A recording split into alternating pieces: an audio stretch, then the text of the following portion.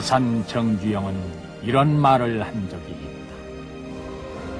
만일 현대의 원동력은 무엇인가 묻는다면 나는 주저없이 진취적 기계와 불효불굴의 개척정신이라고 대답할 것이다.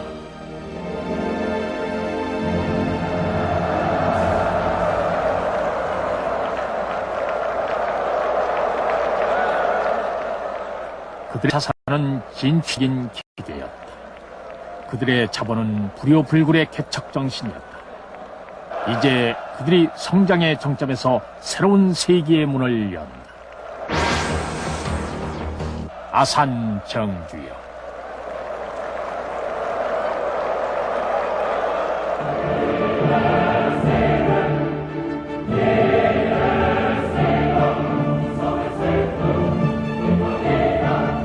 한반도의 중서부, 충청남도 서산군 부성면 일대에 들어서면 돌연 광활한 들판이 나타난다. 서산농장이다. 서울에서 아산을 만날 수 없을 때 어김없이 아산을 발견할 수 있는 곳도 이곳 서산농장이다. 아산은 그만큼 이 농장에 몰두해 있다.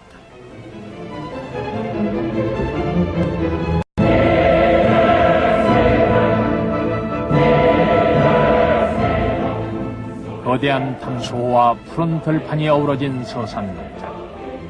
한창 물이 오른 벼들이 대지 깊숙이 뿌리를 내리는 들판에서 아산은 질풍 같았던 80성상을 점큼 밀어두고 지금 한 사람의 농부로 돌아와 있다.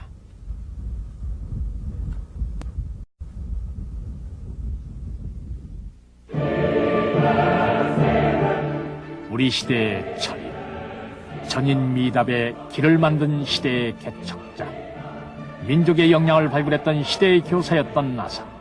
그가 흙으로 돌아온 것이다.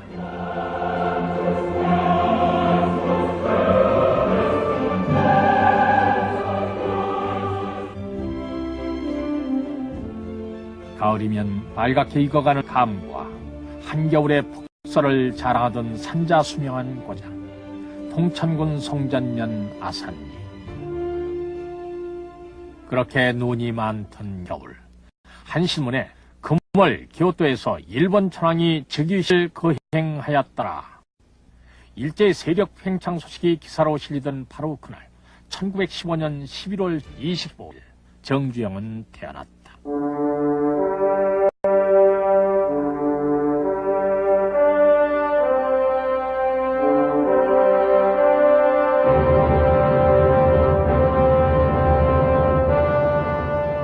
태어난 그 시대가 나라 잃은 식민 지하였고 태어난 그곳이 가난한 농촌 마을이었다.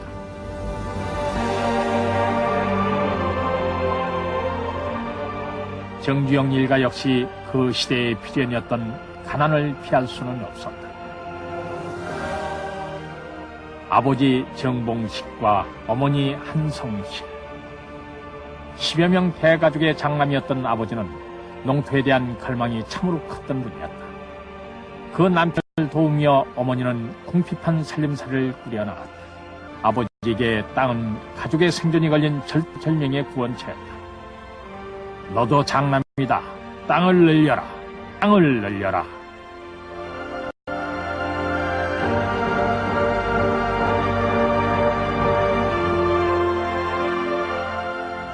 이 무렵 소년 주영은 운명적인 한 편의 소설을 만났다. 춘원 이광수의 신문연소설 흙이었다. 소설에 심취하면서 소년이 눈을 뜬 것은 평생 땅만 파면서 살 수 없다는 자각이었다.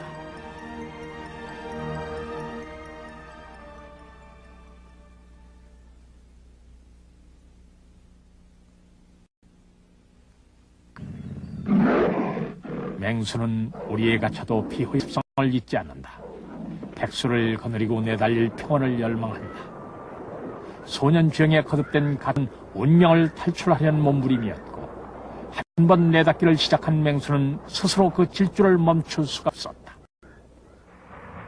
마침내 그는 네 번째 가출을 시도한다. 이때 그의 나이 19. 목적지는 서울.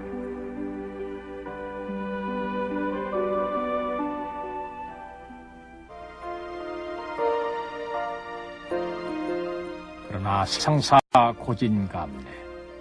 막노동 1년 만에 안정된 일을 얻으니 도매상 복흥상회에 배달 온 자리였다. 이 가게에서 정주영은 주인의 신임을 얻어 3년 만에 가게를 인수하고 자신의 쌀가게에 경일상회를 갖게 이른다. 전차를 타고 댕겨 본 일이 없습니다. 오전을 아끼기 위해서. 그냥 이제 신발이 이제 다니까 신발에다는 이렇게 타야 가죽으로다 이렇게 신발을 이렇게 대서 신고 이렇게 하니까 그건 뭐 굉장히 오래 신고 이랬죠. 어쨌든 물론 지금도 제가 담배를 안 피우는데 지금은 돈이 없어 안 피우는 게 아니고 그때는 돈이 아까워서 담배를 안 피웁니다. 배도 안 부르는데 그 연기 뻑뻑 피워서 돈을 또 필요하고. 네. 그리고 왜 다방에 앉아서 배도 안 부는데 훌쩍훌쩍 잘 마시고 돈을 버리느냐. 그 다방에 배가 고프면 우동을 한 그릇 사 먹지. 신장로에 내려가서 아침에 일하러 나가기 전에는 지게로다가 공동수도에서 물을 2지게씩 저울에다 주고 이제 일하러 나가고 이렇게 했는데. 또 한 번의 경랑이 일었다. 한국전쟁이 발발한 것이다.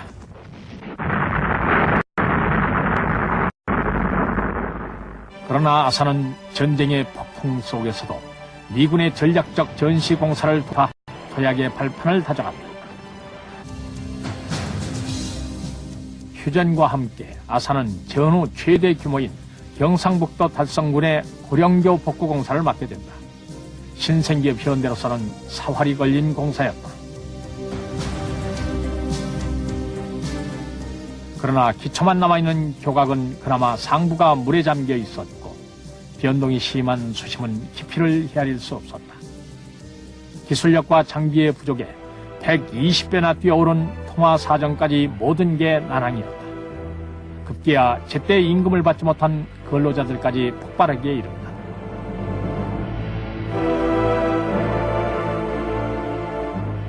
공사 중단인가 아니면 기업의 신용인가.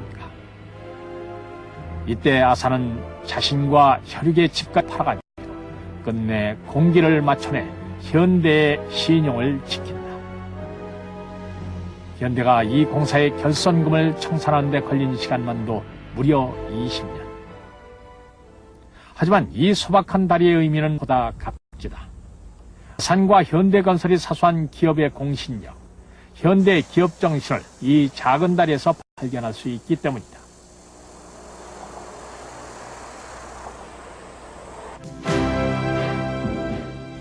이것은 후일담이지만 인생은 때로 유쾌한 반전극을 마련해 놓는다.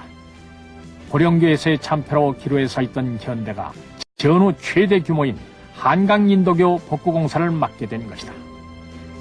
업계에서 회자되던 얘기는 바로 이런 것이었다.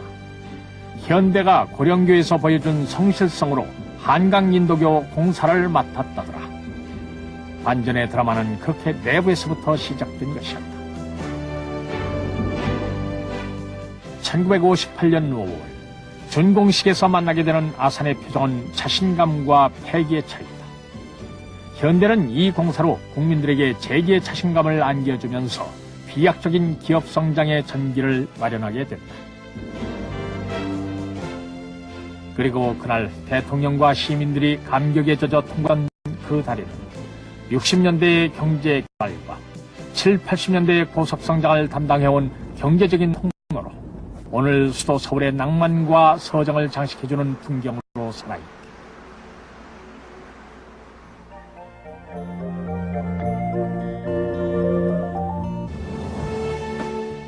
군산의 미 공군기지 공사 때 마찬가지였다. 콘크리트를 팔 때 배처 프렌트를 쓰라는 것인데 누구도 그것을 아는 사람이 없었다. 급기야 현대는 미국 회사의 배처 프렌트를 담너머로 훔쳐보고 손으로 그리고 고치는 눈물겨운 과정 끝에 국산 1호의 배처 프렌트를 만들어낸다.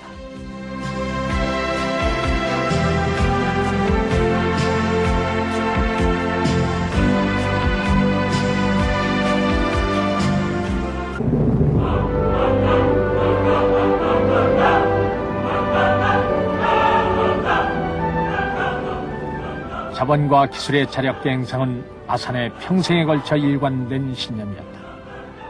아산이 간첩에 그렇게 몰두했던 것도 북토의 창조야말로 항구적으로 민족의 자립을 보장한다는 신념 때문이었다. 누군가 해야 할 일이라면 어떤 장애가 있든 자신이 간다는 아산의 각오였다.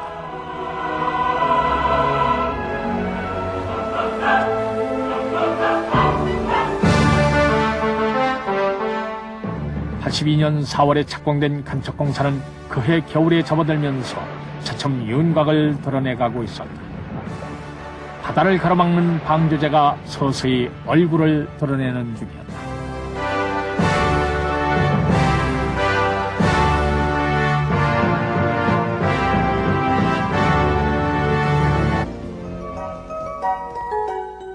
박정희가 정주영을 찾은 이유는 정작 여기에 있었다.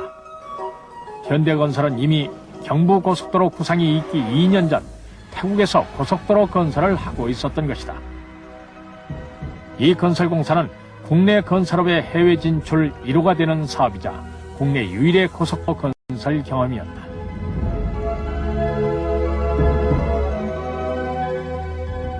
뿐만 아니라 정주영은 청탄이 빗발치던 월남에서의 준설공사, 영하 40도 알래스카에서의 다리 건설에서 식인종이 우글대던 파푸아 뉴기니아까지 아산과 현대는 해외에서 대형 공사의 귀중한 경험을 쌓아가던 중이었다. 박정희는 정주영의 바로 그 경험과 추진력을 절실히 필요로 했던 것이다.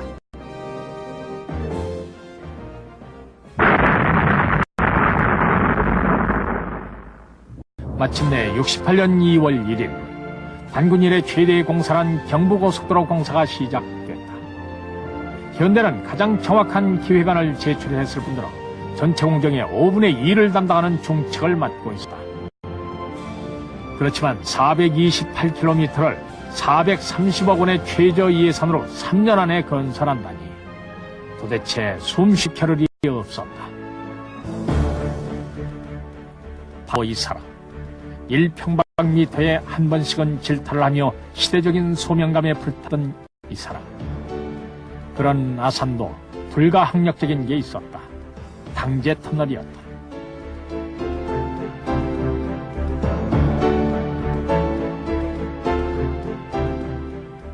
옥천군과 영동군 사이 소백산맥을 통과하기 위해서 터널을 뚫는데 뚫기만 하면 두부살처럼 무너져 내리는 것이었다. 급반사고만도 13차례. 공기를 2달 남겨두고 아직 터널조차 뚫지 못했으니 정말 총칼이 없었을 뿐 시시각각이 전쟁이었다.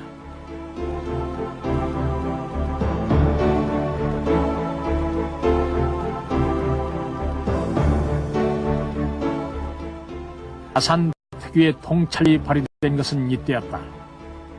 20배 빨리군은 조강시멘트로 지층을 받쳐주면 된다. 조강시멘트가 생산되는 곳은 산이 자재 국산화를 염원해서 만든 단양시멘트 한 곳뿐이었다.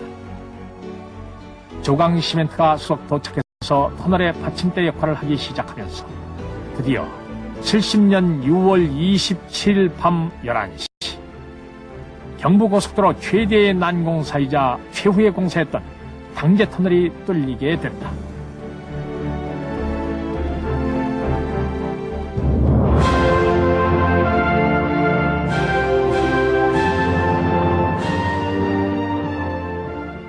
해냈다. 우리는 해냈다. 전장 428km. 우리 자본, 우리 기술, 우리 힘으로 세계 고속도로 사상 최단 시간인 290일 만에 이뤄낸 민족의 대동맹.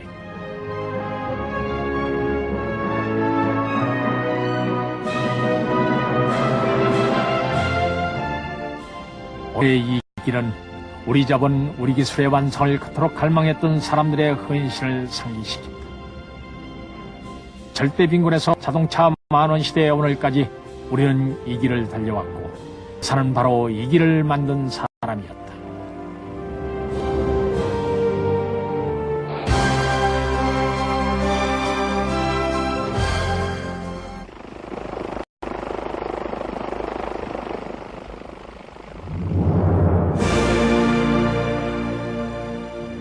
아산 정주영. 그는 누구인가? 길고 얇은 얼굴, 가느다란 눈. 아산은 북방 기마 민족의 골격 형태에 가장 근접한 한국인으로 손꼽힌다. 기마 민족은 늘 개척고 늘 전진하며 운명 공동체를 이루어 집단적 생존 방식을 유지한다. 아산이 그렇다. 기업을 통솔하는 아산의 면모는 가부장적이다. 해마다 여름이면 열리는 신입사원 수련회. 장차 정예의 현대민이 될 신입사원들의 한마당에 빠지지 않는 단골 손님이 있으니 바로 현대맨들의 호랑이 아산이다.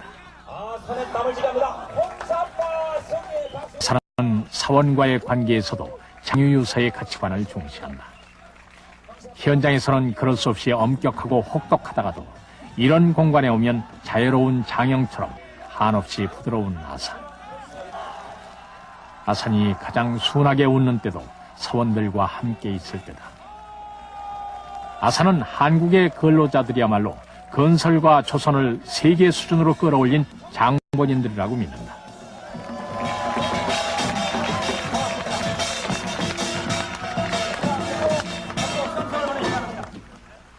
그렇다.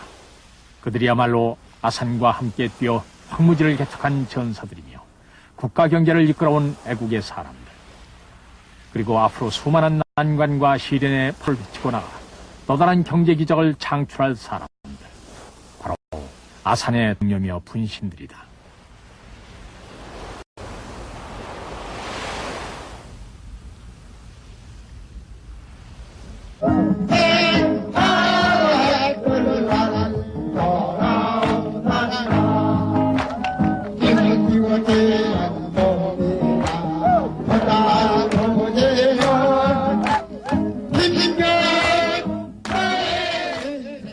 아산은 이렇게 사원들과 몸을 부딪히며 현대 정신을 체온으로 전달한다.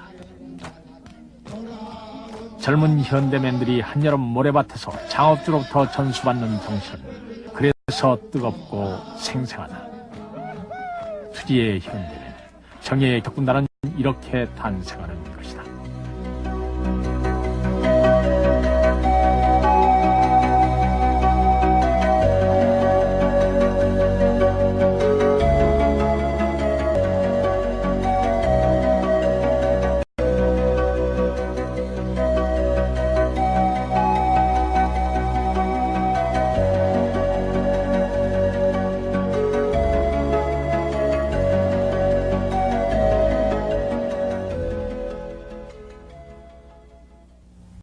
어떤 사람들은 한국의 기업은 안 될 일이 너무 많다 이렇게 생각을 합니다.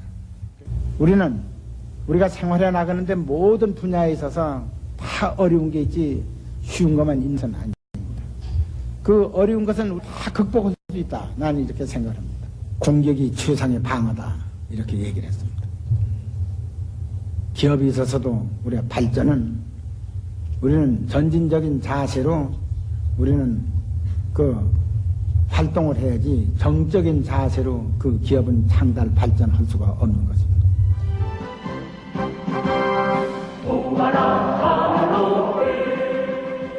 1975년 아산은 그렇게 자신이 양성한 개척군단, 자신의 분신들을 이끌고 또 다른 한계 상황을 돌파하기 위해 험로로 떠난다. 한국 경제의 이륙의 활주로를 만들어준 경제 부흥의 발화점이 됐던 사건, 중동 진출이었다.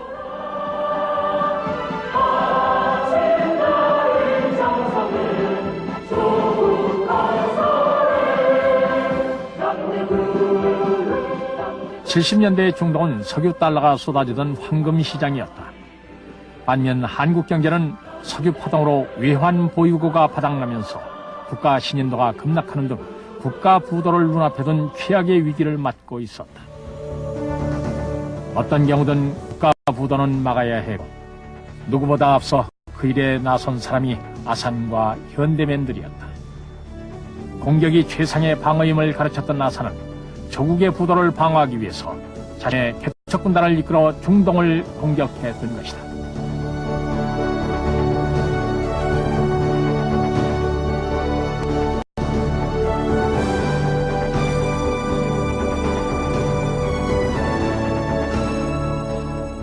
현대맨들은 혹독한 환경 속에서 중동의 인프라 건설에 참여하면서 75년부터 4년간 약 51억 6천만 달러를 벌어들여 국가 보도를 막는 데 결정적인 기여를 한다.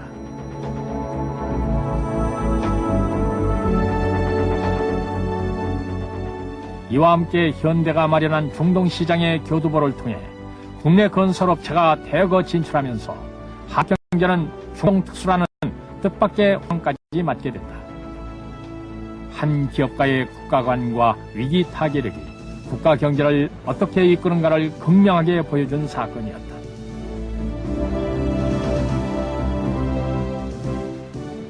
개척자는 한 곳에 정주하지 않는다.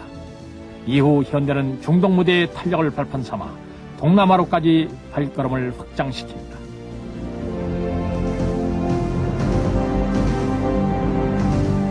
세계의 현대. 그 빛나는 이름을 본격적으로 발화시킨 곳은 한반도의 작은 항구였다. 울산항. 오늘의 울산항은 육중한 구조물의 집합지로 변해 있다. 바로 현대 중공업 울산조선소가 변모시킨 풍경이다.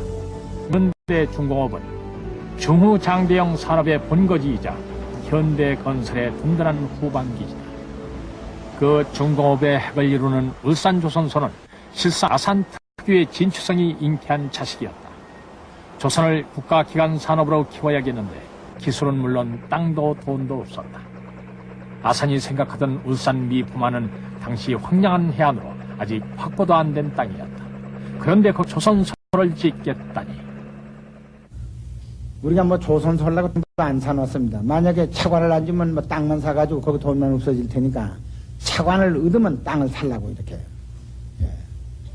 땅도 안 사놓고서는 현재 우리 현대조선소에는 그 미포만 백사장 그 사진만 들고 다니면서 5만 분지 지도하고 그걸 다니면서 돈을 구워주면 여기다 조선소를 지켰다. 이거 돈을 꾸려 다니면서.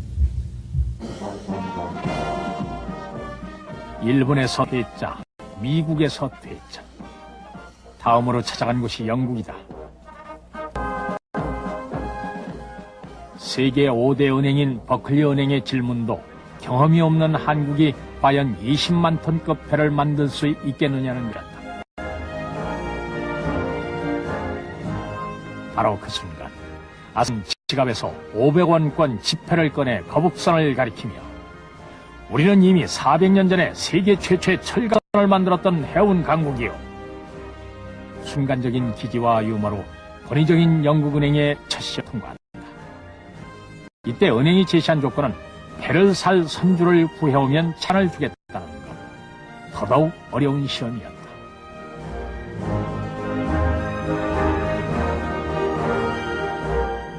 이때부터 아는 봉이 김선달이 되어 유럽 각지의 해운업자를 찾아 나섰다. 참으로 처연하고 비장한 행보였다. 수중에 미포만 사진 한 장과 영국에서 빌린 유조선 설계 도면 한 장만을 가진 채 어느 누구도 한국을 알아주지 않는 세계 무대에서 홀로 외로운 싸움을 벌이고 있었던 것이다. 그 비장한 행보가 그리스에 닿았다. 그리스의 선주를 한번 동원해보자. 그 당시는 그리스 세계적인 선주가 있었습니다.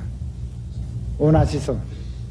오나시스의 그 처남이 또 아주 그리스의 당대 대선주입니다. 그러니까 선주끼리 그 결혼을 해가지고 레바노스라는 사람인데 레바노스의 누이가 오나스한테 시집을 간 겁니다. 사실 참 지금 생각해도 한심한 얘기죠. 우리가 뭐 조선소가 있으면서 배를 팔겠다는 게 아니고 그 5만 분지 지도 그다음에는 그 조선소 짓겠다는 백사장 사진 그걸 들고 가서 당신이 배를 사주면은 아주 얘기가 국어기죠. 배를 사주면은 사줬다는 증명을 가지고 영국 정부의 승인을 받아서 영국 정부에서 차관을 얻어서 기계를 뭐 사드리고 그래서 여기다 조선소를 지어서 네 배를 만들어줄 테니까 사라 이런 얘기죠. 근데 어떤 사람은 우리를 보고 엉터리를 하면 우리보다는 더 형편없는 그래도 그 사람이 턱에 들었습니다. 그래서 26만 돈짜리 탱카 두 척을 그 사람이 3,700만 불씩 약 7천만 불에 계약을 해서 그때 우리도 다 현금으로 다 계약금을 한 13억 탁 받아가지고 외환에다 탁 송금을 하고 계약서하고 거기서 영국 정부 들이댔습니다. 영국 정부 옴짝 못하고 차관 승인해줬죠. 1972년 3월 8천만 달러의 막대한 자금이 투입된 조선소 건설은 관례를 깨고 조선소 건설과 선박 건조가 동시에 진행됩니다. 남들처럼 조선소를 먼저 짓고 거기에서 선박을 만든다면 언제 그들을 따라잡느냐는 것이 아산의 판단이었다. 매일 2천여 명이 동원돼 한쪽에선 철판을 자르고 한쪽에선 조선소를 지었다. 그때까지 국내에서 건조된 가장 큰 배가 18,000톤이었으니 26만 톤급 유조선이 대체 얼마나 큰 것인지를 상상할 수도 없었고 설명해 줄 사람도 없었다. 그것도 한 척이 아닌 두 척이었다. 미포만은 순식간에 전쟁터로 돌변했다. 매섭고 발빠른 야전 사령관 아산은 거의 매일 전쟁터를 호령하고 다녔다. 그에게는 마른 땅, 젖은 땅이 없었고 안전지대, 위험지대가 따로 없었다. 그것이 한 기업 10단을 통솔한 총수 아산의 모습이었다. 드디어 진수신 도크에 물이 차기 시작했다. 입이 마르는 순간이었다. 이 무쇠덩어리가 과연 뜰 것인가.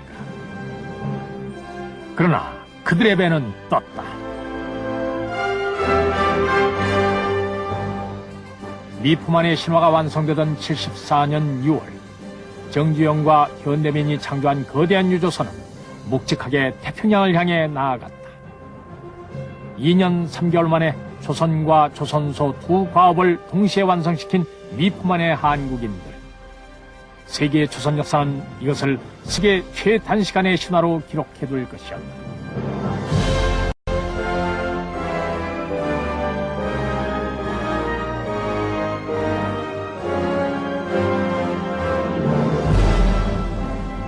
그렇게 시작된 울산 조선소는 수많은 고용을 창출하면서 세계 최대의 조선소로 성장한다.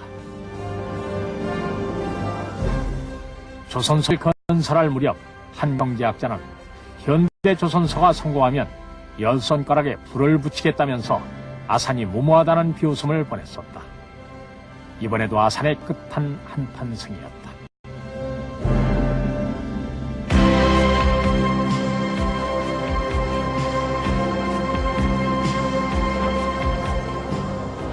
탁상에 앉은 사람들이 무모하다고 말할 때 아산은 한 발 한 발 현실의 벽을 타개해가는 사람이었다.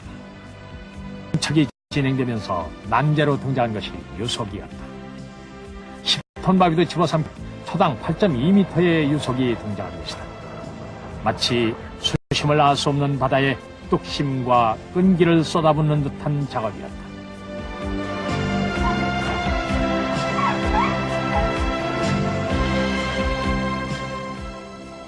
그런 중에도 차츰 제방이 좁혀져가고 이제 공사는 마지막 유속 처리, 최종 물막이라는 바다와의 정면 승부를 향해서 점차 가파른 고개를 올라가는 중이었다. 사실 정면 승부는 아산의 방식이다.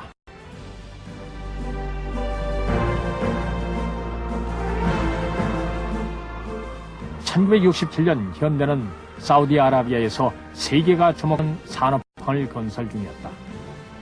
20세기 최대의 토목공사라고 불렸던 주베일 산업항이다.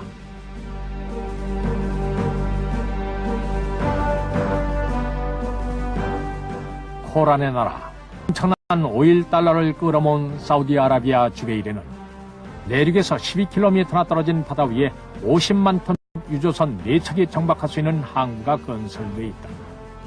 말 그대로 바다 위의 항구, 현대가 건설한 주베일 산업항이다.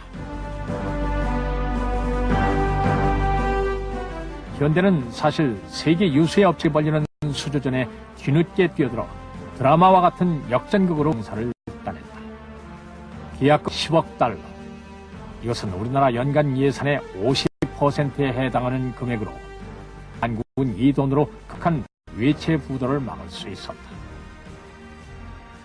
이 세계의 공사는 기술도 문제였지만 수심 30m의 바다에 설치할 550톤짜리 철제 자켓을 만든 일이 당장의 문제였다. 이 자켓 89개를 현지에서 제작한다면 소중한 달러의 상당 부분이 유출된다. 그것은 아산으로서는 도저히 용납할 수 없는 일이었다. 아산은 주저하지 않았다. 쾌도난마의 결정을 내린다.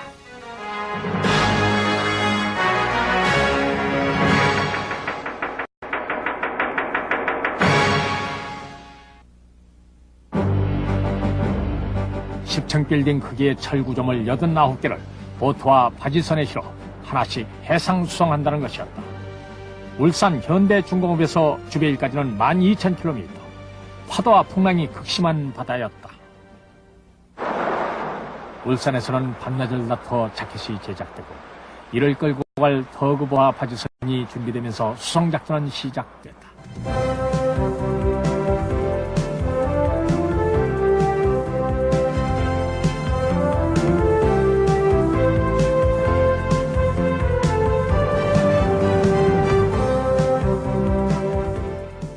누구도 장담할 수 없고 아무도 해보지 않은 수송이 그 길에 무슨 일이 닥칠지 예측할 수 없었다.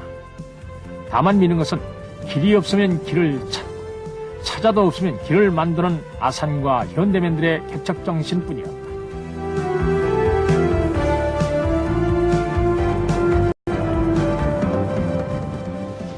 (19회나) 개된 항해는 늘 바다와의 일전이었다. 그중 대만 해상에서는 태풍으로 바지선을 잃었다가 되찾은 사고도 있었다.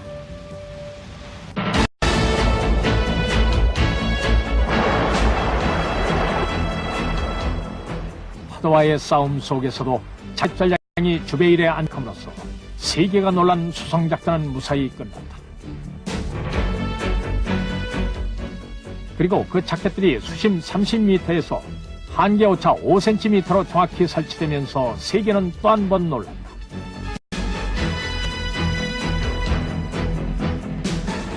현대의 기술진들은 그 자켓을 이용해 해안에서 12km나 떨어진 바다 한복판에 50만 톤급 유조선 4척이 동시에 접안할 수 있는 해상 터미널을 건설함으로써 20세기 최대의 토목공사를 완결시켰다.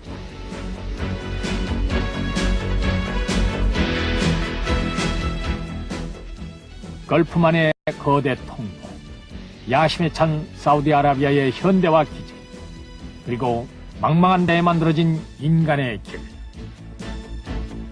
그것은 결코 망설이거나 우회하지 않는 아산의 정면 승부 기제를 말해주는 하나의 증거였다.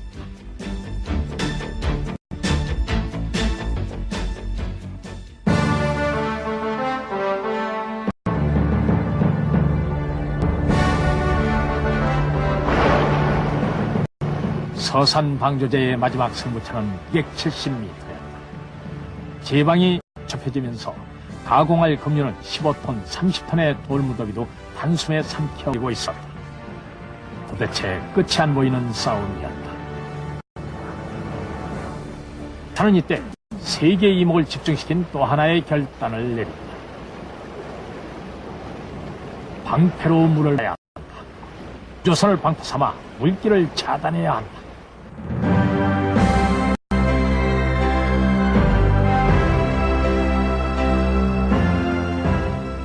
그 유명한 유조선 공법이 탄생하는 순간이었다.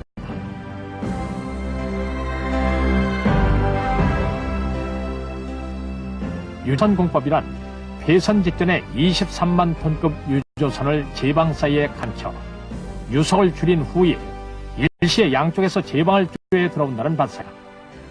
그 착상이 너무나 독특하고 기발해서 나중에 정주영 공법이라는 별명까지 얻었던 방법이다.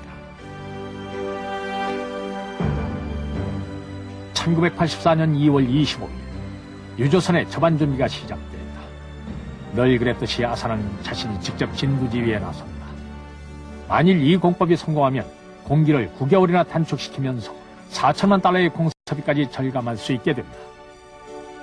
세계의 눈과 귀는 서산에서 진행되고 있는 세계업을 지켜보고 있었다.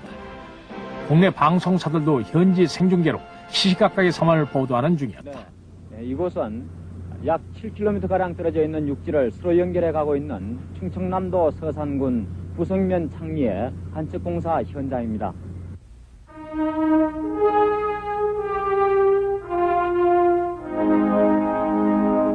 강성주 기자 나와주세요. 네, 오늘 오전 세계의 매스컴과 토목학회도 단순하면서도 매우 기발하고 지극히 합리적인 방법이라고 극찬했던 유조선 공법이었다. 그러나 과연 성공할 것인가? 방조제에 근접한 유조선 탱크에 시간당 16,000톤의 바닷물이 투입되면서 드디어 유조선을 가라앉히는 데 성공한다. 그리고 잠시 가공할 유석이 숨을 죽이는 이때를 통타 제방과 유조 사이에 틈을 메꾸는 작업이 숨가쁘게 펼쳐진다. 180대의 대형 트럭들이 초놈을 다투어 골재를 실어나르고 예인선들은 유조선이 밀리지 않도록 공룡과 같은 덩치를 힘겹게 떠받치고 있었다. 상황이 긴박해지면서 급기야 아산은 유조선에 뛰어올라 작업을 지휘하기 시작한다. 백전노장의 장수 아산에게도 바다와의 싸움은 결코 만만한 것이 아니었다. 울산에서 유조선을 만들어내던 때 550톤의 자켓을 해상으로 실어나른 그때의 승부와는 또 다른 싸움이었다.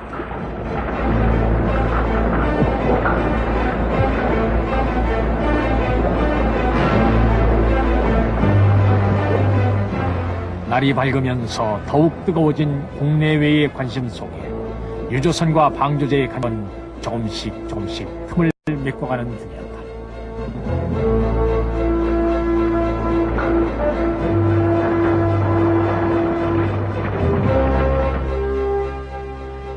그리고 마침내 유조선과 제방의 틈이 메꿔졌다. 3억 4,700만 톤의 물길이 차단되는 순간 가공할 유속이 아산과의 정면 승부에서 무릎을 꿇는 순간이었다.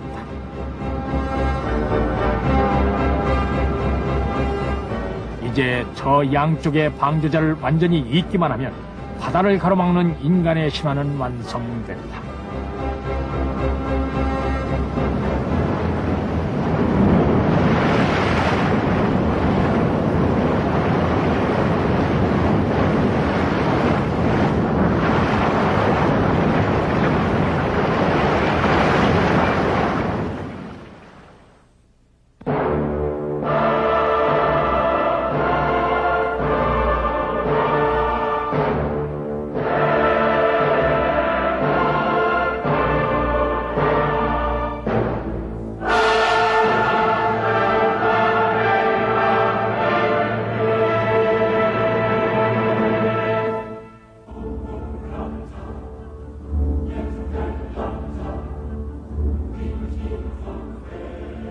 집념으로 대적했던 그 바다, 신의 의지로 창조해낸 그 땅 위에 아산 그가 섰다.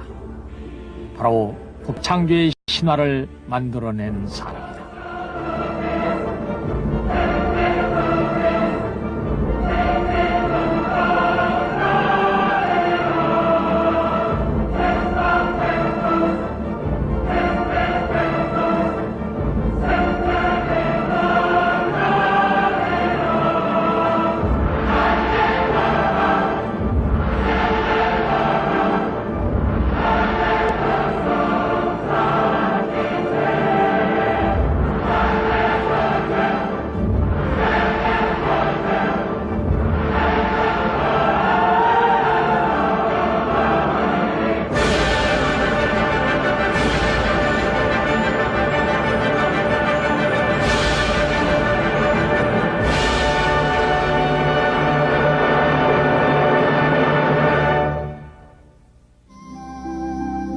정주영가의 하루는 신새벽 어둠 속에서 시작된다. 재벌 청수의 집안답지 않게 소탈하고 간소한 모습이다. 새벽길을 달려온 아들들이 당번제로 참석하는 아침 식사는 이 가정의 오랜 전통이다.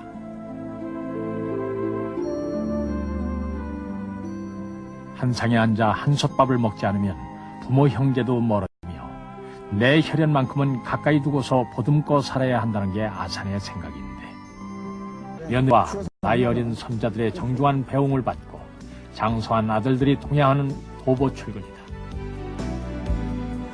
이게 추웠면 그래 팔집은 양 갔다. 집에서 회사까지는 3km. 불과 몇 년 전까지도 아산은 매일 이 길을 걸어서 출근했다. 전차 싹을 아끼던 젊은 날의 추억 때문이었을까? 아니면 아들과 함께 걷는 길의 즐거움 때문이었을까? 덕분에 아산 부자들은 현대그룹에서 가장 먼저 출근하는 직원들이다.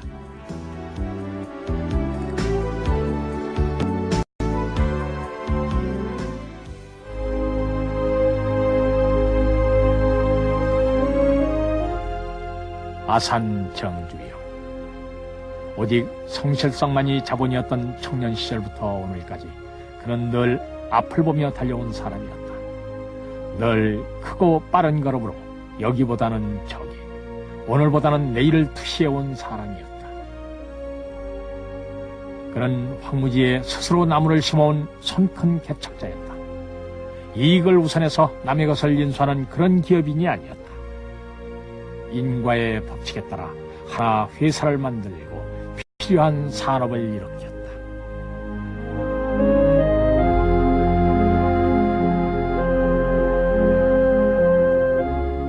아산의 계속된 발전과 확대의 과정은 현대라는 한 그루의 성장사이면서 한국 경제의 성장사이며 부흥의 역사나 마찬가지다. 그렇게 키워온 오늘의 현대는 세계의 한국의 기술력과 국가 신인도를 높여주는 상징으로 존재한다. 조선에서 원전, 프렌트와 제철 등의 국가기관 산업에서 자동차와 건설, 전자, 통, 매스컴 등 생활의 질을 높여주는 분야까지, 중후장대형 산업에서 초정밀 글로벌 정보 세계까지 현대와 현대맨들이 선도적으로 제시하는 것은 바로 더 좋은 세상을 위한 가치 창조의 길이며 희망의 미래다. 이제 현대그룹은 세계를 움직이는 127개 파워 집단 하나로서 세계 경제의 한 부분을 떠받치고 있다. 아산 정주영. 그는 늘 시대의 선도를 달리면서 한국 현대사의 흐름을 바꾸어 놓았다. 그래서 그의 고뇌는 바로 한국의 전환점을 의미했다. 그 아산이 80년대 들어서 통일조국의 미래 개척에 나선다.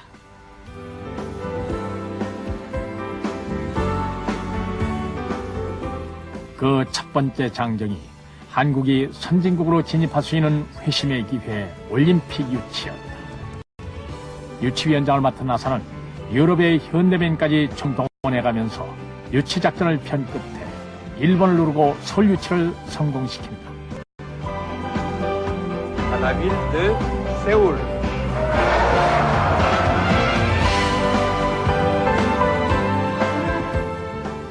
(1988년) 제24회 서울올림픽은 지구촌의 화합잔치였다.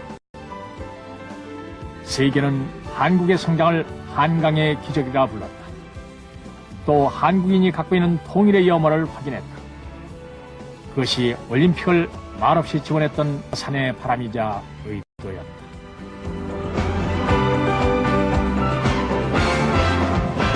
그로부터 15년 뒤 아산의 육남인 정몽주는 2002년 월드컵 축구를 유치시킴으로써 21세기로 가는 한국의 문을 열어놓는다.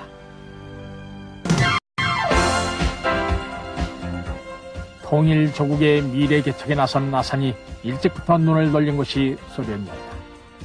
90년 10월에 소련 방문을 시작으로 아산의 시베리아 개발 구상이 본격화됐다. 97년 아산은 블라디보스토크로 향한다. 극동개발의 전철기지가 될 호텔 현대의 개관시.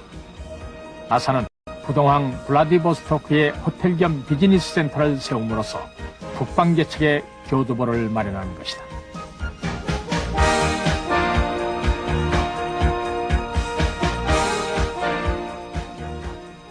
그에 앞서 아산은 이미 89년부터 중국 개척에 나서고 있었다. 대륙을 놔두고는 북한 개척도 통일조국의 미래도 불가능하다는 생각이었다.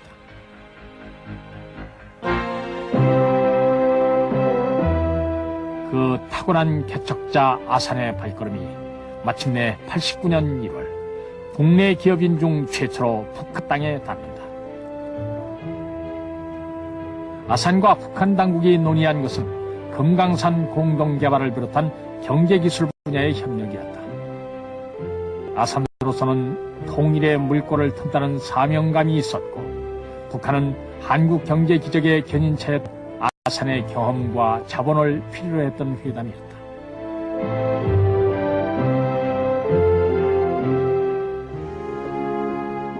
아산은 떠나온 고향 땅에 안내된다.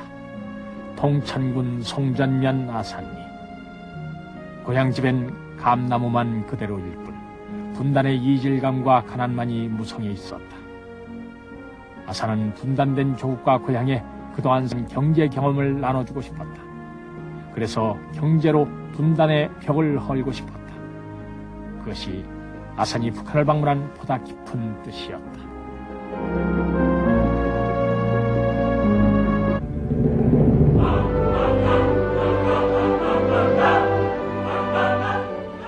하지만 그에게는 싱그러운 대지가 있었다. 어둡고 긴 겨울이 지나면 생명력으로 소생하는 땅. 심은 대로 거두고 땀 흘린 만큼 보답하는 정직한 땅이 있었다.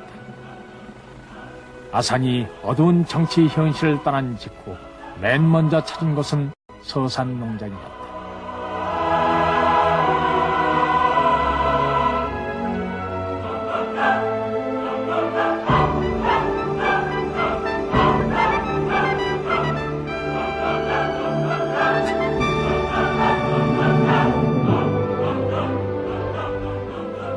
누구나 말하고 주장하긴 쉽다.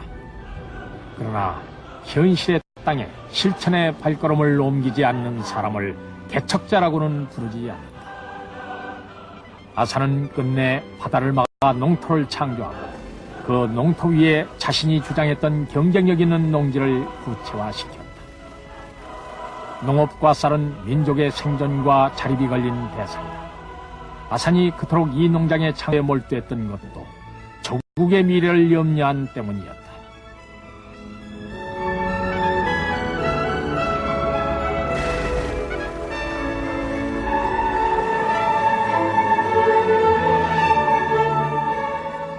바다 같은 농토를 만들고 태산 같은 식량을 거두린 아산. 그는 자서전에 이렇게 썼다. 겨울에도 눈발을 헤치고 한 뼘 한 뼘 땅을 일구시던 아버님을 잊을 수 없다.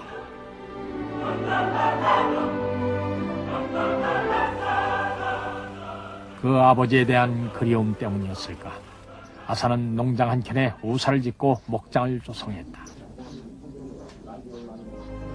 그 옛날 소녀는 아버지가 소를 팔아 모아둔 70원을 들고 집을 뛰쳐나왔었다. 장남을 1등 농부로 만드는 게 손이셨던 아버지였다. 이제 그 소년이 80이 넘어 5천만 평에 가까운 들판의 농부가 됐다.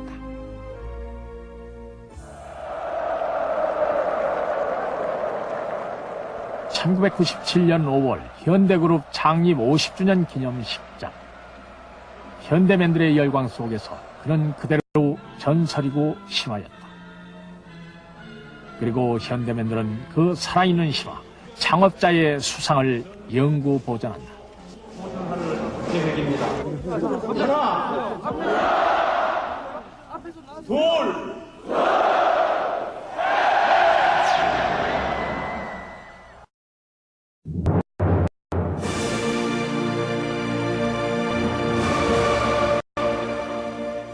그렇다. 노동과 현장에 살았던 이 손이야말로 지난 시대의 우리의 모습이고 우리의 역사다. 그 강인하고 지칠 줄 모르는 한 기업인의 행보는 이 땅에 또 하나의 역사적 전환점을 마련한다.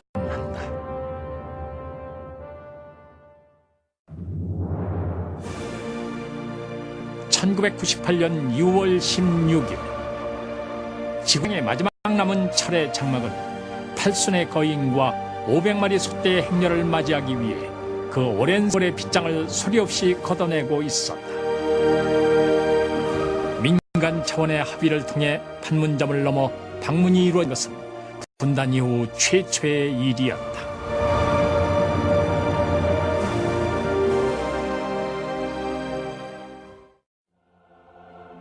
아산이 서산농장의 풍요로운 초원에서 지극정성으로 키운 솥과 함께 방북길에 오르던 날, 서산농장은 주민들의 환송식으로 축제 분위기에 휩싸였다.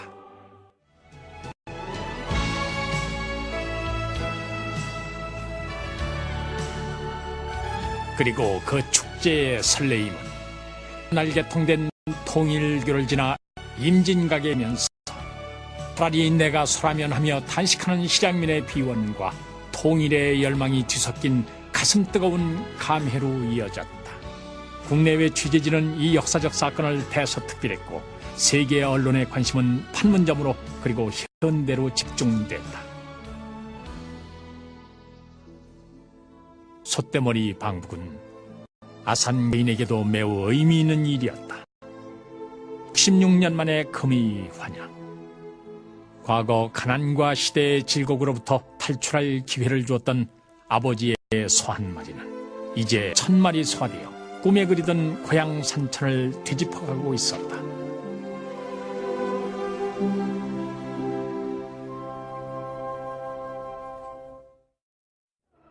칠박 8일의 방북에서 얻어진 성과, 그것은 아산의 일생을 관통해온 기적같은 승리의 말을 또 한 번 허락한 시간이었다. 가을부터 금강산 관과 89년 방북에서 금강산 개발 의정서를 교환한 후 수원 사업으로 남아있던 금강산 관광을 마침내 실현시키고 돌아온 것이다. 그는 어떠한 조건도 앞세우지 않은 한 개인의 순수한 염원이 이뤄낸 값진 결과였다. 그로부터 4개월 뒤인 98년 10월 2차 솥대머리 방북에서 나는 북한 최고의 실력자 김정일 국방위원장과 만났다. 당시 외부인과의 접촉이 거의 없던 김 위원장이 아산의 숙소로 직접 찾아온 것이다. 아산에 대한 김 위원장의 신뢰를 가늠할 수 있었던 이 이례적인 사건으로 인해 금강산 관광을 비롯한 현대의 남북 경협 사업에는 한 줄기 서광이 비추기 시작했다.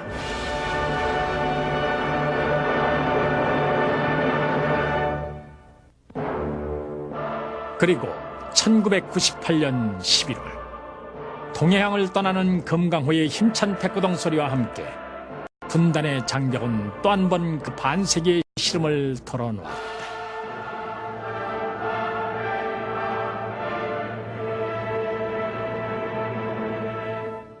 남북경협 전담회사로 설립한 주 현해아산의 창립식에 북측의 축하 전문과 리본이 전달되어 또 다른 화제를 낳을 정도로 남북 경제협력은 굳건한 토대를 갖추게 됐다.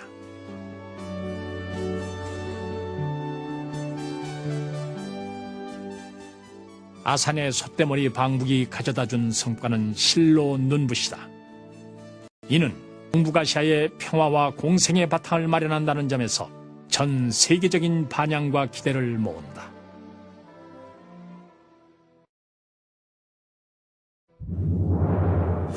아산 정주영. 그는 남북 모두에게 이득이 되는 사업을 같이 함으로써 남북이 공동으로 발전해야 한다는 자신의 신념을 차근차근 구체시켜 나간다. 그는 변화를 선도해왔고 이를 통해 또 하나의 새로운 신화를 만들어가고 있는 것이다. 17세 가출 청년에서 이는 한국 최고의 기업인인 정주영. 좌절과 포기의 함정으로 가득했던 그 치열한 역사와의 싸움에서 당당히 정면 승부로 맞서온 그가 이제는 자유로운 아버지의 음성으로 삶을 꿰뚫는 해안 하나를 남겨준다.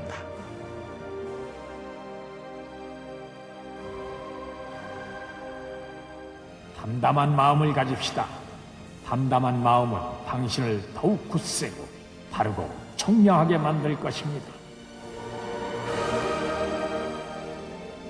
중국에는 한국에 있는 모든 것이 다 있다. 그러나 중국에는 정주영이 없다. 중국의 권위있는 한 출판인의 말이다. 그렇다. 우리에겐 정주영이 있다. 얼마 전 아사는 아들 몽준에게 이제는 쉬려 한다고 말이야. 그 말을 전해들은 홍콩의 한 잡지는 이렇게 썼다. 그는 그럴 자격이 있다. 그렇다. 아사는 충분히 쉴 자격이 있다. 그러나 그가 쉴 것인가? 아산 정주영. 그는 대체 쉬는 일에는 어울리지 않는 사람으로 보인다.